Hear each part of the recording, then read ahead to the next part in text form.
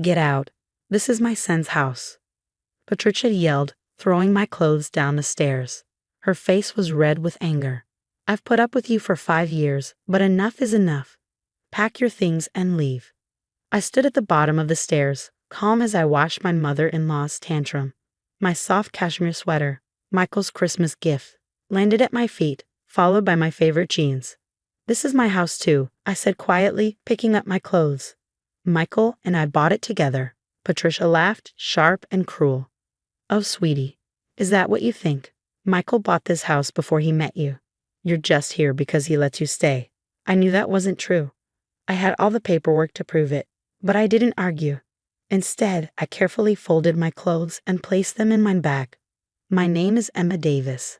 I'm 32 years old, and today my mother-in-law was kicking me out of my own home while my husband was away on a medical mission in Guatemala. Michael, a skilled surgeon, had left 2 weeks ago.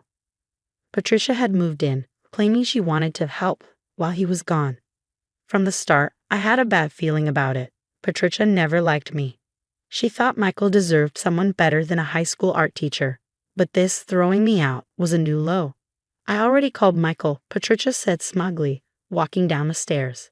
He agrees you should leave. He wanted to tell you for months, but he's too nice. I stopped packing and looked at her. Patricia was a skilled liar. She loved to manipulate people. But something was off this time. Her hands were shaking slightly, her eyes nervous. Really? I asked. That's funny because the satellite phone at Michael's camp has been down for 3 days. I got an email about it this morning. For a split second, Patricia froze. Then she quickly recovered. He called before that, obviously. I've been planning this for a while. I didn't believe her. Something had scared her. Then I remembered, yesterday, I had been organizing Michael's office. This is about the papers you were looking for, isn't it? Patricia's face went pale. I don't know what you're talking about. I was just tidying up. Right? I said, zipping my bag. That's why you searched every drawer and folder. Because you were tidying. A few months ago, I had installed a small security camera in Michael's office.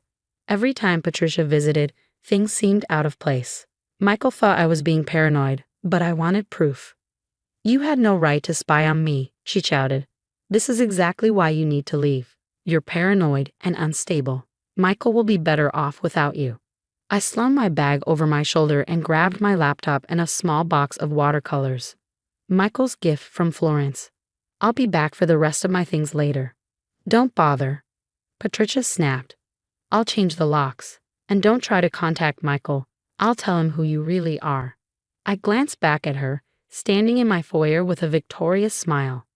But in the mirror behind her, I saw something important. The small USB drive I had left on the side table, labeled security footage. Goodbye, Patricia, I said softly. See you soon. As I drove away, I smiled. Patricia thought she had won. She had no idea I had been preparing for this moment for years. I pulled into the Golden Grove Hotel, where I had booked a room yesterday after catching Patricia snooping in Michael's office. She had been searching for something important, muttering about those damn papers. In my hotel room, I opened my laptop and accessed my cloud storage. Years of dealing with Patricia had taught me to be prepared. Every important document, every bank statement, every legal paper, safe and backed up. I watched the security footage. There she was, digging through Michael's office, frustration growing as she failed to find what she wanted. Of course, she didn't find it. The documents weren't in the office at all. I picked up my phone and called my lawyer. Hey, David, I said. Remember that plan we talked about? It's time. Patricia finally made her move, he asked. Yes, she kicked me out today, saying Michael wanted me gone. And the documents she was looking for. I smiled, thinking of the safe deposit box where I had hidden them. Still secure. She has no idea. Good, David said. Give me 24 hours. And Emma, get some rest. The next few weeks are going to be interesting. I lay back on the bed, staring at the ceiling. Patricia thought she had won, but she had just walked into my trap. Sometimes the best revenge is letting your enemy think they've won, until they realize they've lost everything. The next morning, I woke up to 17 missed calls from Patricia and a flood of frantic text messages. My favorite was the last one. The USB drive is missing. What did you do with it? I didn't reply. Instead, I drove to a local cafe to meet Sarah, Michael's sister. Unlike her mother, Sarah had never been fooled by Patricia's tricks. She did what? Sarah gasped when I told her about being kicked out. That's crazy, even for Mom. What was she looking for in Michael's office? I stirred my coffee. I think she finally realized the truth about the trust. Sarah's eyes widened. You mean? Yes. The one your grandmother left for Michael. The one Patricia has been trying to control for years. 5 years ago, at my wedding, Michael's grandmother had pulled me aside. She had told me about the trust, nearly $2 million, set aside for Michael. But she also warned me about Patricia. Patricia thinks I don't know, she had said, but she's been trying to get Michael to sign it over to her for years. Promise me you'll protect it. I had promised, and I had kept that promise even after Grandma Rose passed away. Mom's been obsessed with that trust since Grandma died, Sarah sighed.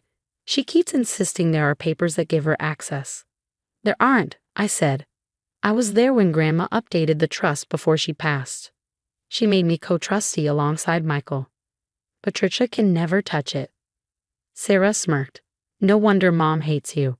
But why now? Because the trust becomes fully accessible next month on Michael's 35th birthday. She's running out of time. I pulled out my phone and showed Sarah the security footage of Patricia tearing through Michael's office. She's going to tell Michael you were spying on her, Sarah warned. I know. That's why I have emails from both Michael and our insurance company approving the security system. After that break-in last year, remember? Sarah laughed. You think of everything, don't you? I have to. Your mom's been trying to get rid of me since day one. Just then, another message from Patricia popped up. I've spoken to a lawyer. You have no right to those security cameras. Remove them immediately. I showed it to Sarah. She rolled her eyes. Classic Mom. Always bluffing.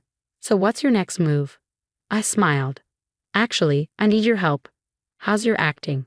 2 hours later, Sarah rang Patricia's doorbell while I waited in the car. Her phone was connected to mine so I could hear everything. Sarah, Patricia sounded surprised. What are you doing here? Mom, what did you do? Sarah's voice was sharp, full of concern. Emma called me in tears. She said you threw her out. Oh, honey, I had to, Patricia said sweetly. She's been acting strange, installing cameras, going through Michael's things. I'm worried about her mental state. Really? Sarah said. Because I talked to Michael yesterday, his satellite phone is working again. He was confused about why Emma wasn't answering at home. Silence. Then Patricia said, That's impossible. The phone's been down. No, they fixed it 3 days ago. Mom, why were you in Michael's office? I wasn't. Emma's lying. She has video footage, Mom. What were you looking for? Another long pause. Then Patricia's voice turned cold. That little gold digger has no right to control your brother's trust. I'm his mother. I know what's best for him. The trust? Sarah asked, acting surprised. What trust? Don't play dumb. The one Grandma left for Michael. $2 million, and that art teacher gets to control half of it. Mom, Sarah said slowly, how do you know how much is in the trust? Those details are private. Patricia hesitated. I just assumed. Did you go through Grandma's papers before she died? Is that why you were searching Michael's office? Get out. Patricia snapped. You and Emma are always accusing me. Get out of my house. It's not your house, Mom, Sarah said, and I recorded this entire conversation. A door slammed. A minute later, Sarah got back in my car, grinning. Got it all, she said, holding up her phone. I saved the recording to my cloud storage, along with the security footage and the trust documents Patricia had been so desperate to find. What now? Sarah asked. Now we wait, I said. She's going to get desperate. She'll probably tell Michael I'm stealing from him or having an affair. She might even try to forge documents. And you're just going to let her.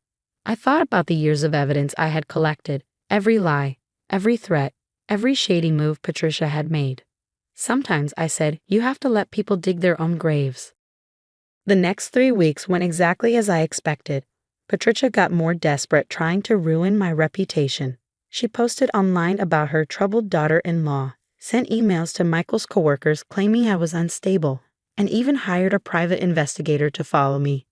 What she didn't know was that every move she made was just more proof against her. Then, 1 week before Michael was supposed to come home, she made her biggest mistake. Early in the morning, my phone rang. It was David. She did it, he said. Patricia just tried to submit fake documents to the trust administrator. I sat up in bed, instantly awake. Let me guess. She forged Grandma Rose's signature, making it look like she gave her control. Even better, David replied. She forged Michael's signature, claiming he signed everything over to her before leaving for Guatemala. But she didn't realize the trust requires in-person verification. I smiled. Perfect. Time to end this. 3 hours later, I walked into David's office. Patricia was already there with her lawyer. She looked smug until Sarah walked in behind me. What is this? Patricia snapped. I'm here to discuss the trust, not have a family meeting. Oh, this is definitely about family, I said, opening my laptop. Specifically, how you tried to steal from your own son. Patricia's lawyer frowned. Be careful with your accusations. They're not accusations, David said, handing out documents. It's all here, 5 years of evidence, starting with Patricia trying to access the trust without permission, leading up to the fake documents she submitted this morning. Patricia's face went pale as she flipped through the papers. These are lies. Really? I said. Then I clicked play on my laptop. Her own voice filled the room. That little gold digger has no right to control your brother's trust. I'm his mother. I looked at her. That's you, confessing to Sarah. Along with security footage of you searching Michael's office, your threatening emails to me, and of course, the fake documents you submitted. Patricia turned to her lawyer, looking panicked. They can't use these recordings. I didn't give permission. David spoke up. In this state, we only need one person's consent. And as you'll see on page 12, you signed an agreement allowing the security cameras 3 months ago. Patricia's hands shook. What do you want? She whispered. I met her eyes. 3 things. 1, you will remove your name from all of Michael's accounts. 2, you will sign a legal document saying you will never interfere with the trust again. And 3, I paused, letting the weight of my words sink in. You will tell Michael the truth when he gets back. All of it. And if I don't? She asked. Sarah finally spoke. Then we go to the police, Mom. The fraud, the forgery, everything. Patricia's eyes filled with tears, real ones this time. You'd send your own mother to jail. Sarah's voice was calm. You tried to steal $2 million from your own son. What did you think was going to happen? 2 days later, I moved back into my house. Patricia had left without a word, taking her things and her schemes with her. I spent the next few days undoing the damage she had done, putting back pictures she had taken down, and fixing up my art studio. When Michael finally came home, tanned and tired from his trip, Patricia was waiting at the airport with us. The moment he saw her face, he knew something was wrong. Mom, he asked, what's going on? Patricia looked at me, then at Sarah, before finally meeting her son's eyes. I need to tell you something, she said quietly, about what I did while you were gone. That night, after she had confessed and left in tears, Michael and I sat together in our living room. He shook his head in disbelief. I can't believe she tried to steal from us, he said. All these years, I thought you were just being paranoid about her. I knew you needed to see it for yourself, I said. That's why I documented everything. He pulled me close. Grandma was right about you, you know. The day before our wedding, she told me you were stronger than anyone realized, that you protect our family better than I ever could. I thought about Grandma Rose. Her final gift to us wasn't just the trust, but the warning about Patricia, the wisdom to be prepared. Michael continued. She told me something else too. She said sometimes the strongest people don't fight back right away. They wait, they watch, and they win. I smiled, remembering Patricia's face when she realized how badly she had lost. Your grandmother was a wise woman, I said. Michael kissed my forehead. And so is my wife. Looking around our peaceful home, I felt a deep sense of victory. Patricia had underestimated me, thinking I was just another person she could control.